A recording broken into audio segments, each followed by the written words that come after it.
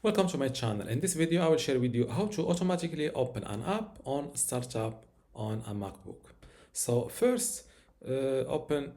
let's quit this. First, click on this little Apple icon from this corner and click on System Settings. And here, from this general page, scroll down to Login Items and Extensions. Click on it. You will land on this page. Here you will see the current apps that opens automatically when you log in or when you start your MacBook. To add a new one, click on this plus icon, then go to the applications folder and select the software that you want to add to this list.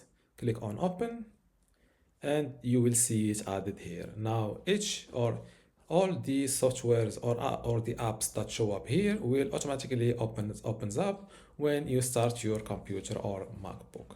And this is now all you need to do is you can close this window and test this by restarting your MacBook.